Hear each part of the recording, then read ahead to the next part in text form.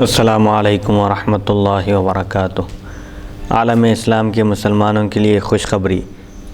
شہر حیدرآباد کی مشہور و معروف دینی اقامتی ہمہ وقتی درسگاہ جامعہ انواریہ کے زیر اہتمام قرآن مجید کی تفسیر کے علاوہ احادیث شریفہ و فقہ کی مشہور و معروف معتبر و مستند صحاح ستہ کو ملا کر جملہ 25 کتابوں کی ویڈیو ریکارڈنگ کا سلسلہ شروع ہو چکا ہے۔ اسی کی ایک سنہری کڑی جامع ترمذی شریف کا درس بھی ہے جو الحمدللہ جاری و ساری ہے۔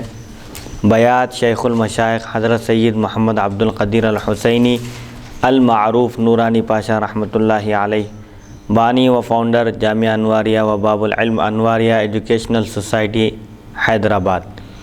سب سے پہلے عربی عبارت پڑھی جائے گی، اس کا ترجمہ کیا جائے گا اور تشریح بیان کی جائے گی تاکہ احادیث شریفہ کا منشا اور مقصد سمجھ میں آئے اور ہم شرعی احکام پر آسانی کے ساتھ عمل پیرا ہو سکیں۔ اللہ تعالیٰ سے دعا ہے کہ وہ ہم کو سننے اور سنانے سے زیادہ احادیث شریفہ پر عمل کرنے کی توفیق عطا فرمائے، آمین۔ یہ اجازت طلب کرنے کا اور آداب کا بیان چل رہا ہے۔ ہر چیز کے آداب ہوتے ہیں۔ اب آج کی جو نشست ہے غالباً 5ویں یا 6ٹھی نشست ہے اس بیان کی، حدیث نمبر 2941 سے ہم آج کے درس کا آغاز کر رہے ہیں۔ بسم اللہ الرحمن الرحیم۔ وقد روى حکیم بن معاویہ قال سمعت النبی صلی اللہ علیہ وسلم یقول لا شؤم وقد يكون اليمن في الدار والمرأة والفرس۔ حدثنا بذلك علی بن حجر حدثنا اسماعیل بن عیاش عن سلیمان بن سلیم عن یحیی بن جابر الطائی عن معاویہ بن حکیم عن عمہ حکیم بن معاویہ عن النبی صلی اللہ علیہ وسلم بہذا۔ حکیم بن معاویہ فرماتے ہیں میں نے رسول اکرم صلی اللہ علیہ وسلم کو ارشاد فرماتے ہوئے سنا کہ بدفعلی بدشگونی کی کوئی حیثیت اور کوئی اعتبار نہیں ہے، اور بسا اوقات اور کبھی کبھی مکان، عورت اور گھوڑے میں نیک فعلی ہوتی ہے، برکت ہوتی ہے۔ ہم سے یہ حدیث علی بن حجر نے بواسطہ اسماعیل بن عیاش، سلیمان بن سلیم، یحییٰ بن جابر طائی، معاویہ بن حکیم اور حکیم بن معاویہ رضی اللہ عنہ نبی اکرم صلی اللہ علیہ وسلم سے نقل کرتے ہوئے بیان کی۔ اس حدیث شریف میں یہ بات بتائی جا رہی ہے کہ بدشگونی اور بدفعلی کا شریعت میں کوئی اعتبار نہیں ہے، اس کی کوئی حیثیت نہیں ہے۔ اسی لیے بدفعلی لینا، بدشگونی لینا یا کسی دن کو منحوس سمجھنا یا کسی ساعت کو، کسی گھڑی کو نحوست والی سمجھنا، یہ اسلامی عقیدہ نہیں ہے۔ اور نیک فعلی لینا جائز ہے، اور نیک فعلی کبھی گھر میں ہوتی ہے۔ کوئی انسان کسی گھر میں داخل ہوتا ہے، اللہ تعالیٰ اس پر روزی کی کشادگی کے اور روزگار کے مواقع اس کے لیے فراہم کرتا ہے، دروازے کھول دیتا ہے۔ اور کبھی عورت کی وجہ سے انسان مالدار ہو جاتا ہے اور اس کو ترقی ملتی ہے، اور کبھی سواری کی وجہ سے۔ بہرحال برکت کبھی انسان کو حاصل ہوتی ہے، نیک فعلی اور برکت، ترقی کبھی ان 3 چیزوں میں سے حاصل ہوتی ہے، مکان، عورت اور سواری۔ بہرحال بدشگونی لینے کا اسلام میں کوئی تصور نہیں ہے، لہذا کسی دن کو بھی منحوس نہیں سمجھنا چاہیے، کسی مہینے کو، کسی دن کو یا کسی گھڑی کو، بلکہ جیسا کہ محدث دکن حضرت سیدنا عبداللہ شاہ صاحب قبلہ رحمۃ اللہ علیہ نے اپنی کسی ایک تصنیف میں کتاب میں لکھا ہے کہ انسان کے لیے وہی گھڑی منحوس ہے جس میں وہ اللہ کے ذکر سے غافل ہو گیا۔ اللہ کے ذکر سے غفلت میں جو گھڑی گزرتی ہے، جو وقت گزرتا ہے، وہی وقت انسان کے لیے نحوست والا ہوتا ہے۔ حدیث نمبر 2942۔ باب ما جاء لا يتناجى اثنان دون الثالث۔ حدثنا حناد ابو معاویہ عن الاعمش وحدثنا ابن ابی عمر حدثنا سفیان عن الاعمش عن شقیق عن عبد اللہ قال قال رسول اللہ صلی اللہ علیہ وسلم اذا کنتم ثلاثة فلا يتناجى اثنان دون صاحبهما۔ وقال سفیان فی حدیثه لا يتناجى اثنان دون الثالث فإن ذلك يحزنه۔ هذا حدیث حسن صحیح۔ وقد روی عن نبی صلی اللہ علیہ وسلم انہ قال لا يتناجى اثنان دون واحد فإن ذلك يؤذي المؤمن واللہ يكره اذى المؤمن۔ وفي الباب عن ابن عمر وابی ہریرہ وابن عباس۔ یہ بیان اس حکم کا جو آیا ہے کہ تیسرے شخص کو چھوڑ کر دونوں آپس میں سرگوشی نہ کریں۔ اگر 3 اشخاص ہوں تو اس میں سے ایک کو چھوڑ کر دونوں کانوں میں گفتگو نہ کریں، سرگوشی نہ کریں، کانا پھوسی نہ کریں، تیسرے کو چھوڑ کر اس کو شامل نہ کر کے، یعنی تیسرے کی موجودگی میں 2 آدمی سرگوشی نہ کریں۔ حضرت شقیق بن عبداللہ رضی اللہ تعالیٰ عنہ سے روایت ہے، رسول اکرم صلی اللہ علیہ وسلم نے ارشاد فرمایا، جب تم 3 آدمی ہو تو تیسرے کو چھوڑ کر 2 آدمی آپس میں ایک دوسرے سے آہستہ بات نہ کریں، سرگوشی نہ کریں۔ سفیان نے اپنی روایت میں کہا تیسرے کو چھوڑ کر 2 آدمی آپس میں سرگوشی نہ کریں، کیونکہ اس سے وہ غمگین ہوگا۔ تیسرا آدمی جس کو گفتگو میں شریک نہیں کیا گیا، کانا پھوسی کی گئی اور سرگوشی کی گئی ہے، آہستہ آہستہ بات کی گئی ہے، تو یہ چیز اس کو تکلیف پہنچائے گی۔ یہ حدیث حسن صحیح ہے، نبی اکرم صلی اللہ علیہ وسلم سے یہ بھی مروی ہے کہ ایک کو چھوڑ کر 2 آدمی سرگوشی نہ کریں، کیونکہ اس سے مومن کو تکلیف پہنچتی ہے اور اللہ تعالیٰ کو مومن کی تکلیف پسند نہیں ہے۔ اس باب میں حضرت ابن عمر، ابو ہریرہ اور ابن عباس رضی اللہ عنہم سے بھی روایات مذکور ہیں۔ یہ آداب بتائے جا رہے ہیں، گفتگو کے بھی آداب ہیں۔ اگر کہیں کسی مجلس میں صرف 3 افراد ہوں تو ایک شخص کو چھوڑ کر دونوں افراد آپس میں ایک دوسرے سے آہستہ گفتگو نہ کریں، سرگوشی نہ کریں، کیونکہ ایسا کرنے سے تیسرے شخص کو تکلیف پہنچے گی۔ ہو سکتا ہے اس کے دل میں، اس کے ذہن میں یہ خیال آئے کہ اسی کے بارے میں کوئی بات کہی جا رہی ہے۔ ایسا ہوتا ہے عام طور پر فطری اعتبار سے، اسی لیے شریعت میں یہ احکام دیے جا رہے ہیں کہ گفتگو کے بھی آداب ہیں۔ مجمع میں ہے، 1 سے 4 لوگ موجود ہیں، زور سے بولنا چاہیے۔ البتہ اگر 3 سے زائد اشخاص ہوں تو گفتگو کی جا سکتی ہے، سرگوشی کی جا سکتی ہے، کیونکہ اب وہاں پر اس بات کا امکان نہیں ہوتا ہے کہ جو سرگوشی کر رہے ہیں 2 شخص آپس میں ایک دوسرے کے کان میں جو بات کہہ رہے ہیں، اب وہاں پر ایک شخص اکیلا نہیں ہے، وہاں پر تیسرا بلکہ چوتھا شخص بھی ہے، تو ایسی صورت میں دونوں کے بارے میں بھی گفتگو ہو سکتی ہے، ایسا بھی امکان ہو سکتا ہے۔ یہاں پر زیادہ خطرہ نہیں ہوتا۔ البتہ جہاں 3 ہوتے ہیں وہاں ایک شخص کو چھوڑ کر دونوں آپس میں گفتگو کر رہے ہیں تو یہ درست نہیں ہے۔ اب یہ 3 کی تعداد بلکہ ہی ضروری نہیں ہے۔ اگر 3 سے زائد ہوں، 4 افراد ہوں اور تینوں آپس میں ایک دوسرے سے گفتگو کر رہے ہیں، سرگوشی کر رہے ہیں، ایک شخص کو چھوڑ دے رہے ہیں، تب بھی یہ درست نہیں ہے۔ اصل مقصد یہ ہے کہ جس شخص کو گفتگو میں شریک نہیں کیا گیا، سرگوشی کر رہے ہیں اس کو چھوڑ کر، تو اس کو تکلیف ہوگی اور اللہ کو مومن کی تکلیف پسند نہیں ہے۔ اسی لیے سرگوشی کا مطلب آہستہ گفتگو کرنا جو دوسرے کو سنائی نہ دے، آہستہ کان میں کوئی بات کہہ رہے ہیں قریب پہنچ کے، اس کے یہ بالکل قریب ہو کر آہستہ گفتگو کر رہے ہیں، کسی کو قریب آنے نہیں دے رہے، یہ مراد ہے۔ وہاں پر سرگوشی کرنے سے مراد کان میں گفتگو کرنا، کان میں بولنا کوئی بات۔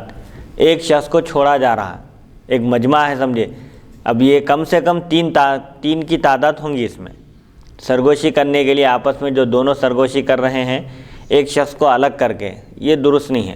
البتہ ایسے ہی 4 افراد ہیں اور تینوں سرگوشی کر رہے ہیں، ایک کو چھوڑ دے رہے ہیں، جہاں بھی ایک کو چھوڑ کر سرگوشی کی جا رہی ہے وہ درست نہیں ہے اسلام میں، کیونکہ اس سے سرگوشی میں جس کو شریک نہیں کیا گیا گفتگو میں اس کو تکلیف پہنچے گی، اس کے دل میں یہ خیال آئے گا کہ ہو سکتا ہے کہ وہ لوگ میرے بارے میں گفتگو کر رہے ہیں یا میرے بارے میں کچھ کہہ رہے ہیں، اس سے اس کے دل کو تکلیف پہنچے گی اور اللہ تعالیٰ مومن کی تکلیف کو پسند نہیں کرتا، اسی لیے اس سے منع کیا گیا ہے۔ حدیث نمبر 2943، باب ما جاء فی العدۃ، حدثنا واصل بن عبد الاعلی الکوفی حدثنا محمد بن فضیل عن اسماعیل بن ابی خالد عن جحیفۃ قال رأیت رسول اللہ صلی اللہ علیہ وسلم ابیض قد شاب وکان الحسن بن علی یشبہہ وامر لنا ب13 قلوصا فذهبنا نقبضها فأتانا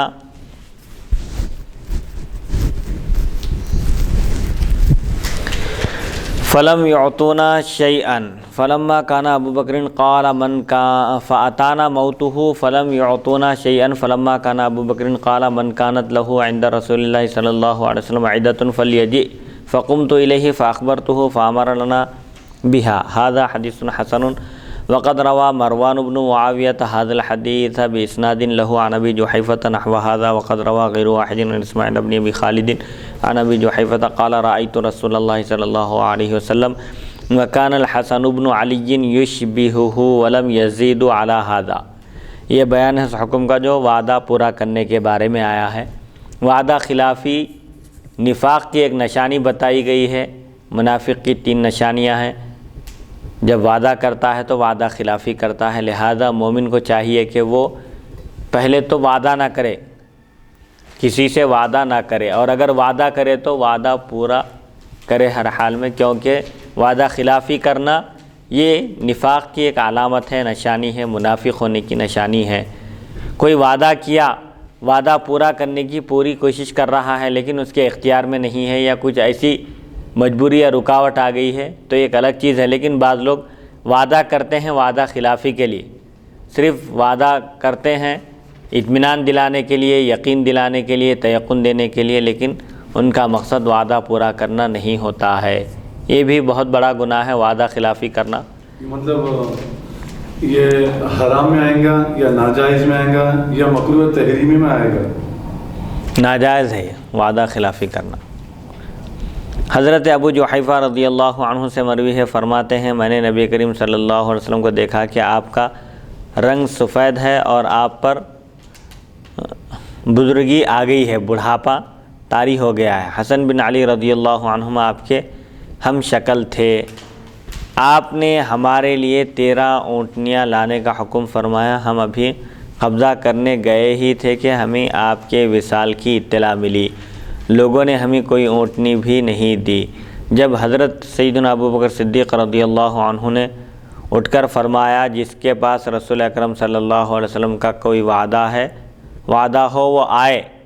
فرماتے ہیں میں نے اٹھ کر واقعہ بتایا تو آپ نے ہمارے لیے اونٹنیاں دینے کا حکم فرمایا۔ یہ حدیث حسن ہے۔ مروان بن معاویہ نے یہ حدیث اپنی سند سے ابو جحیفہ رضی اللہ عنہ سے اس کے ہم معنی نقل کی۔ متعدد روات، کئی راویوں نے بواسطہ اسماعیل بن خالد ابو جحیفہ رضی اللہ عنہ سے روایت کیا۔ وہ فرماتے ہیں میں نے نبی اکرم صلی اللہ علیہ وسلم کو دیکھا اور حضرت حسن بن علی رضی اللہ عنہما آپ کے ہم شکل تھے۔ اس سے زیادہ انہوں نے کوئی اور چیز بیان نہیں کی۔ اس حدیث شریف میں یہ بات بتائی جا رہی ہے کہ حضور اکرم صلی اللہ علیہ وسلم نے ایک صحابی کو 13 اونٹنیاں دینے کا آپ نے وعدہ فرمایا تھا، اور وہ صحابی بیان کرتے ہیں کہ حضور اکرم صلی اللہ علیہ وسلم کے وصال باکمال سے تھوڑا پہلے کی بات ہے یہ۔ تو حضور اکرم صلی اللہ علیہ وسلم کی شباہت حضرت سیدنا امام حسن بن علی رضی اللہ عنہ کی شباہت ملتی جلتی تھی، جیسا کہ اس سے پہلے بھی گزر چکا ہے کہ حضرت سیدنا امام حسن رضی اللہ عنہ حضور اکرم صلی اللہ علیہ وسلم کے مشابہ تھے نصف، کہاں سے؟ کمر سے لے کر سر تک، اور حضرت سیدنا امام حسین رضی اللہ عنہ نیچے تک مشابہت رکھتے تھے، مکمل نصف حصے کی مشابہت حضرت سیدنا حسن بن علی رضی اللہ عنہ کو حاصل تھی، اور حضرت سیدنا امام حسین رضی اللہ عنہ کو بھی آدھی مشابہت حاصل تھی۔ تو اس کے بعد اب یہ جو اس میں اصل جو چیز بتائی جا رہی ہے وہ یہ ہے کہ حضور اکرم صلی اللہ علیہ وسلم نے ایک صحابی کو 13 اونٹنیاں دینے کا آپ نے وعدہ فرمایا تھا۔ آپ کا وصال ہوا، آپ کے وصال باکمال کے بعد حضرت سیدنا ابو بکر صدیق رضی اللہ عنہ نے فرمایا مجمع میں کھڑے ہو کر کے اگر حضور اکرم صلی اللہ علیہ وسلم نے کسی کو کچھ دینے کا وعدہ فرمایا تھا تو وہ شخص آئے، میں حضور اکرم صلی اللہ علیہ وسلم کے کیے ہوئے وعدوں کو پورا کروں گا۔ چنانچہ صحابی اٹھ کر حاضر ہو کر بیان کیے اور بتا دیے کہ حضور اکرم صلی اللہ علیہ وسلم نے مجھے 13 اونٹنیاں دینے کا وعدہ فرمایا تھا، لیکن آپ کا وصال باکمال ہو گیا، آپ کو موقع نہیں ملا عطا کرنے کا۔ تو حضرت سیدنا ابو بکر صدیق رضی اللہ عنہ نے اس صحابی رسول صلی اللہ علیہ وسلم کو 13 اونٹنیاں عطا کی۔ تو اس سے وعدہ پورا کرنے کی اہمیت معلوم ہوتی ہے کہ وعدہ کرنے کے بعد وعدہ پورا کرنا چاہیے، وعدہ خلافی نہیں کرنا چاہیے۔ آج کا جو ماحول ہو گیا ہے اور جو لوگوں کے اندر جو رجحان پیدا ہو چکا ہے وہ یہ ہے کہ لوگ صرف یقین دلانے کے لیے، تیقن دینے کے لیے سامنے والے کو مطمئن کرنے کے لیے وعدہ کرتے ہیں لیکن ان کے دل میں وعدہ پورا کرنا نہیں ہوتا ہے، یہ بالکل درست نہیں ہے شریعت میں، بلکہ انسان کی نیت یہ ہونی چاہیے کہ وعدہ کرنے کے بعد وہ وعدے کو پورا کرے گا۔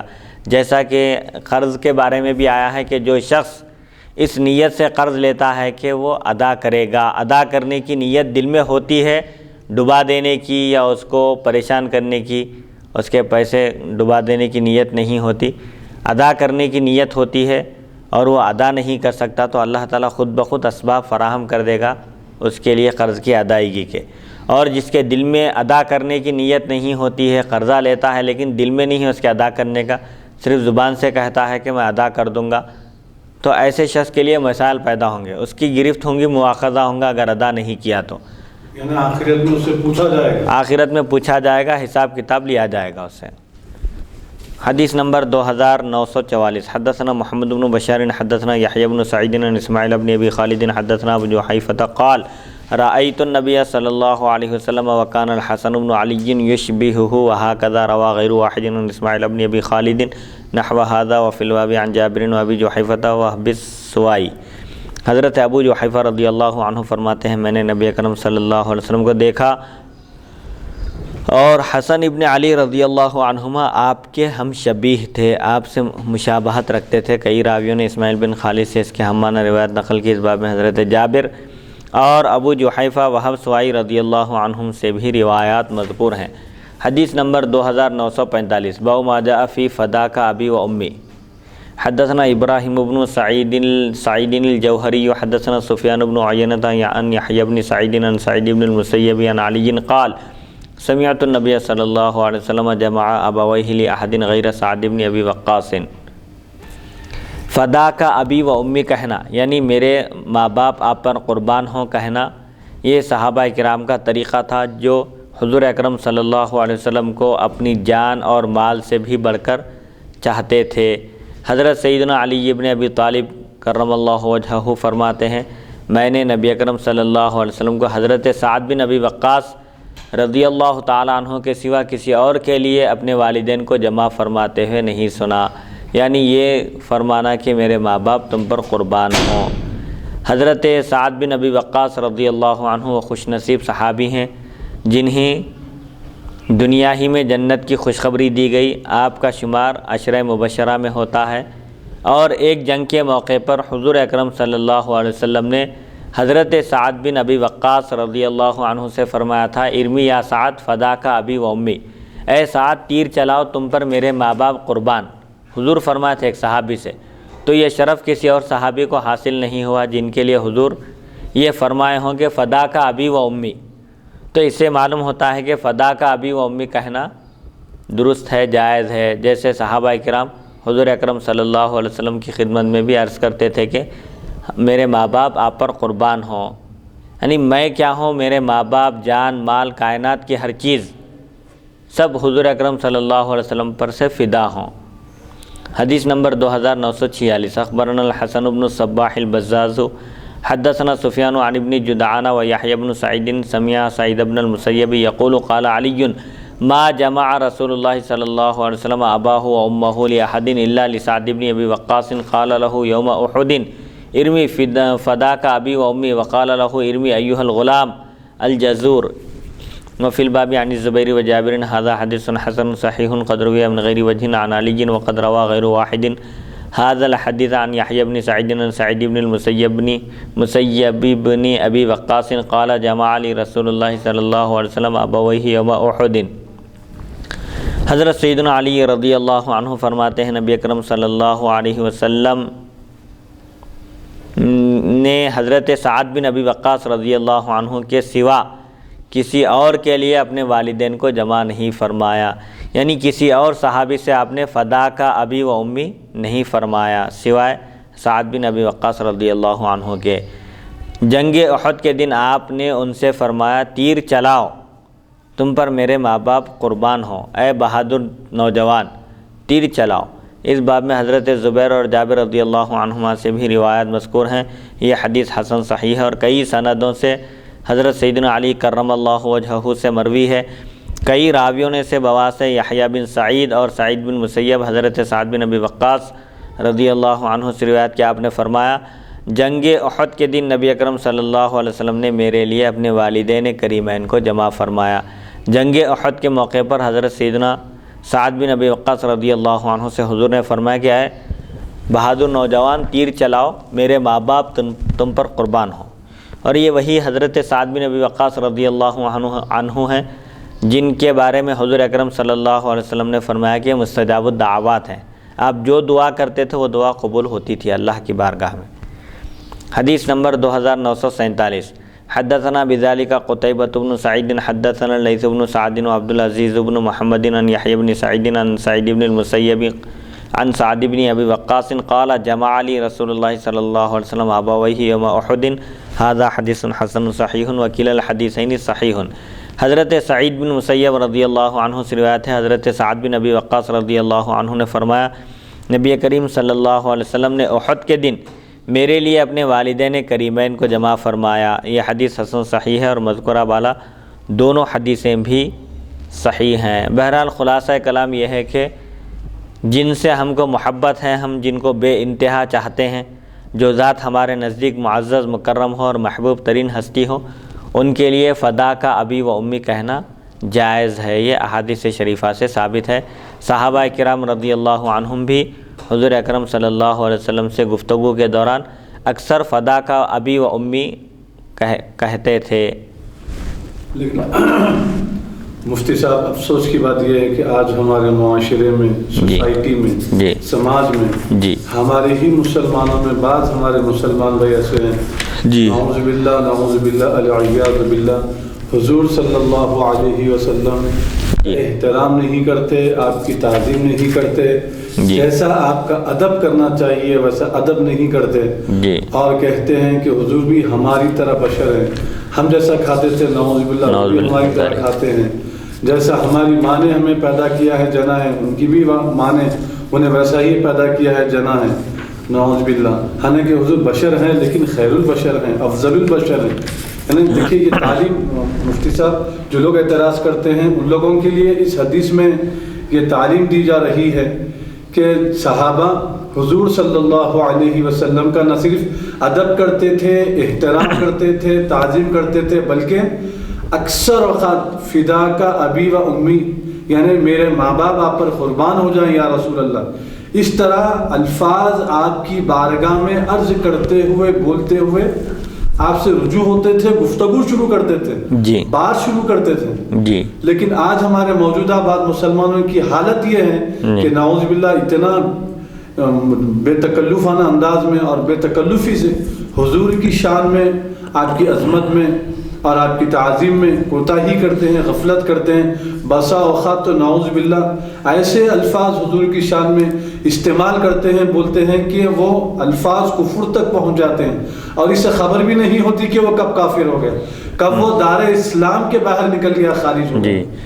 اسی لیے قرآن میں اللہ تعالیٰ نے حضور اکرم صلی اللہ علیہ وسلم کی تعظیم، احترام کے تعلق سے سختی کے ساتھ احکام بیان فرمائے ہیں۔ سورہ حجرات میں اللہ تعالیٰ فرماتا ہے کہ اللہ اور اس کے رسول سے آگے مت بڑھو اور اللہ سے ڈرو، یقیناً اللہ سننے والا ہے، جاننے والا ہے۔ تو اس آیت کے ضمن میں بیان کیا گیا کہ بعض صحابہ کرام حضور اکرم صلی اللہ علیہ وسلم سے پہلے قربانی دیے تو اللہ تعالیٰ نے یہ آیت نازل کی کہ جب تک حضور قربانی نہ دیں اس وقت تک کوئی قربانی نہ کریں، اگر کریں گے تو قبول نہیں ہوں گی۔ تو اللہ اور اس کے رسول سے آگے مت بڑھو، اللہ سے آگے بڑھنے کا تصور کوئی کر بھی نہیں سکتا، تو رسول سے آگے بڑھنا اللہ سے آگے بڑھنا ہے۔ قرآن کریم میں بے شمار آیتیں ایسی ہیں جس میں اللہ تعالیٰ نے حضور اکرم صلی اللہ علیہ وسلم کی اطاعت اور آپ کی تعظیم اور احترام کا حکم دیا، اور رسول کی بعثت کا مقصد بھی یہی ہے کہ رسول کی تعظیم کی جائے، ان کا احترام کیا جائے اور ان کا غایت درجے کا احترام اور ادب کیا جائے۔ اور دین نام ہے ادب کا، کیونکہ دین میں جو تعلیم دی گئی ہے ادب ہی کی تعلیم دی گئی ہے۔ ماں باپ کا ادب ہے، انبیاء کا ادب ہے، کتابوں کا ادب ہے، شریعت کا ادب ہے، احکام کا ادب ہے، شرعی احکام کا، کتابوں کا ادب ہے، اساتذہ کا ادب ہے، ماں باپ کا ادب ہے، بڑوں کا ادب ہے۔ تو بہرحال حضور اکرم صلی اللہ علیہ وسلم نے ارشاد فرمایا کہ جو ہمارے بڑوں کا ادب نہ کرے جو بڑوں کا ادب نہ کرے وہ ہم میں سے نہیں، ہمارے طریقے پر نہیں ہے۔ تو صحابہ کرام جو ہمارے لیے نمونہ ہیں، اور قرآن پاک میں بھی صحابہ کرام کے جیسا ایمان لانے کو ہدایت کا معیار قرار دیا گیا۔ اللہ تعالیٰ سورہ بقرہ میں ارشاد فرماتا ہے، اعوذ باللہ من الشیطان الرجیم، فَإِنْ آمَنُوا بِمِثْلِ مَا آمَنْتُمْ بِهِ فَقَدِ اهْتَدَوْا، اگر وہ لوگ ایمان لائیں جیسا کہ تم ایمان لائے، صحابہ سے فرماتا ہے اللہ تعالیٰ کہ جیسا کہ تم ایمان لائے، اگر ویسے ایمان لائیں گے یہ لوگ تو یقیناً ہدایت پا گئے۔ ہدایت کا معیار نماز روزے اور عبادت کو نہیں قرار دیا گیا، بلکہ صحابہ کے ایمان کے جیسا ایمان ہونا یہ لازم اور ضروری ہے ہدایت یافتہ ہونے کے لیے۔ ہدایت کا معیار اور ہدایت کی نشانی صحابہ کرام کا ایمان ہے، ان کے جیسا ایمان۔ اب صحابہ کا ایمان کیا تھا حضور اکرم صلی اللہ علیہ وسلم کی ذات اقدس کے تعلق سے اور آپ کی ذات مبارکہ سے متعلق؟ صحابہ کرام کا ایمان تو یہ تھا کہ وہ حضور اکرم صلی اللہ علیہ وسلم کے وضو کے پانی سے بھی برکت حاصل کرتے تھے۔ جب حضور اکرم صلی اللہ علیہ وسلم وضو فرماتے تو وضو کے پانی کا ایک قطرہ بھی زمین پر گرنے نہیں دیتے تھے صحابہ۔ یہ تعظیم تھی، یہ احترام تھا۔ آج تک دنیا میں نہ کسی کا ایسا احترام کیا گیا اور نہ ہی قیامت تک کسی کا ایسا احترام کیا جائے گا۔ یہ خود بخاری شریف میں ہے حدیث کہ صحابہ کرام حضور اکرم صلی اللہ علیہ وسلم کے وضو کے پانی کے لیے ٹوٹ پڑتے تھے۔ ایسا معلوم ہوتا تھا کہ اس پانی کو حاصل کرنے کے لیے، اس برکت کو حاصل کرنے کے لیے اب آپس میں صحابہ کرام لڑ پڑیں گے، جنگ ہوں گی، صحابہ کے درمیان جنگ ہوگی، ایسا معلوم ہوتا تھا۔ اگر کسی صحابی کو بابرکت پانی نہ ملتا تو جس صحابی کو وہ پانی ملا تھا وہ ان کے ہاتھ سے اپنے ہاتھ کو مس کر کے اپنے چہرے پر پوچھ لیا کرتے تھے، مس کیا کرتے تھے۔ تو غایت درجے کی یہ تعظیم ہے۔ یہ کسی بھی رہنما کو دیکھیے آپ دنیا میں، اس کے ماننے والے، اس کے متبعین، اس کی پیروی کرنے والے، اس پر اپنی جان قربان کرنے والوں کو بھی نہیں دیکھا گیا کہ وہ وضو کے پانی کو بطور تبرک حاصل کر کے اپنے چہرے پر ملتے ہوں۔ آج تک نہ دنیا میں ایسا دیکھا گیا ہے، نہ قیامت تک ایسا ہوگا۔ تو صحابہ کرام یہ تعظیم کرتے تھے۔ ایک عروہ بن مسعود الثقفی جو قریش کے سفیر ہیں، قریش کی طرف سے گفتگو کرنے کے لیے غالباً صلح حدیبیہ کے موقع پر حضور اکرم صلی اللہ علیہ وسلم کی خدمت میں حاضر ہوئے گفتگو کرنے کے لیے۔ جب پھر وہ پہنچے قریش کے پاس تو خود ان کا بیان ہے، یہ بھی بخاری شریف میں ہے۔ وہ عروہ بن مسعود الثقفی کہتے ہیں کہ میں نے قیصر و کسریٰ کے پاس بھی سفارت کے فرائض انجام دیے، بڑے بڑے بادشاہوں کے پاس گیا میں، لیکن جیسی تعظیم محمد صلی اللہ علیہ وسلم کے اصحاب ان کی تعظیم کرتے ہیں، ان کا احترام کرتے ہیں، آج تک میں نے ایسی تعظیم، ایسا احترام کسی بادشاہ کا ہوتے ہوئے نہیں دیکھا ہے۔ چنانچہ اب جو واقعات ہیں صحابہ کرام کے، حضور اکرم صلی اللہ علیہ وسلم کی ایک ایک چیز سے محبت تھی صحابہ کرام کو، حتیٰ کہ آپ کے موئے مبارک ہوتے تو ان کی بھی تعظیم کیا کرتے تھے، جیسا کہ سیرت کی کتابوں میں اور خود احادیث شریفہ کی کتابوں میں بے شمار واقعات موجود ہیں۔ حضرت ام سلمہ رضی اللہ عنہا کے پاس ایک موئے مبارک تھا چاندی کی ڈبی میں، جس کو رکھا گیا تھا۔ مدینے میں جب کوئی بیمار ہوتے، کسی کو بخار آتا یا کوئی بیماری کا شکار ہو جاتے تو اس مبارک ڈبی میں پانی بھر کر وہ پانی پلایا جاتا تھا اور شفا مل جاتی تھی۔ تو یہ صحابہ کرام کا عقیدہ تھا۔ اور ایک عام انسان کے پسینے میں بدبو ہوتی ہے، کوئی بازو بیٹھنا گوارا نہیں کرتا، لیکن حضور اکرم صلی اللہ علیہ وسلم کا پسینہ مبارک انتہائی خوشبودار ہوتا تھا۔ چنانچہ حضرت ام سلیم حضرت ام سلیم رضی اللہ عنہ جو حضرت انس رضی اللہ عنہ کی والدہ ہیں، ان کے پاس ایک مرتبہ حضور اکرم صلی اللہ علیہ وسلم گرما کے موسم میں تشریف لے گئے اور کچھ دیر کے لیے آپ آرام فرمائے۔ آرام فرمانے کے دوران آپ کے جسم مبارک سے پسینہ بہہ رہا تھا۔ حضرت ام سلیم رضی اللہ عنہا نے اس پسینے کو اپنے پاس ایک شیشی میں محفوظ کر لیا۔ حضور اکرم صلی اللہ علیہ وسلم نے دیکھ کر پوچھا کہ اے ام سلیم یہ کیا کر رہی ہو؟ تو انہوں نے عرض کیا کہ ہم اس کو فنکشن کے موقع پر، دعوتوں کے موقع پر عطر کے طور پر استعمال کرتے ہیں، کیونکہ اس سے بڑھ کر خوشبو ہم نے آج تک کسی چیز میں نہیں سونگھی۔ سبحان اللہ۔ تو یہ ایک عام آدمی کا پسینہ اور حضور اکرم صلی اللہ علیہ وسلم کے پسینے میں کتنا بڑا فرق ہے، یہ دیکھیے۔ ہر چیز میں، چاہے پسینہ مبارک کا حال ہو یا آپ کے آپ کا جسم مبارک تو بے مثال تھا. حضور اکرم صلی اللہ علیہ وسلم کو اللہ تعالیٰ نے تمام کمالات اور خوبیوں کا پیکر بنا کر بھیجا، کیونکہ آپ کا نام ہی محمد رکھا گیا ہے. محمد یہ حمد سے بنا. محمد کے معنی وہ ذات اقدس جن کی بار بار تعریف کی گئی ہو، خوب تعریف کی گئی ہو. حمد کے معنی لکھتے ہیں محدثین کرام کے، حمد کے معنی ہے اصل میں جس ذات کی تعریف کی جا رہی ہے اس ذات کو تمام عیوب اور نقائص سے پاک جاننا، پاک سمجھنا، نقص سے پاک ذات، اور تمام خوبیوں اور کمالات کو ثابت کرنا، اس کا نام ہے حمد. اللہ کی تعریف کا مطلب یہ ہے کہ اللہ کی ذات تمام عیوب سے پاک ہے، تمام نقائص سے منزہ اور مبرہ ہے، اور تمام کمالات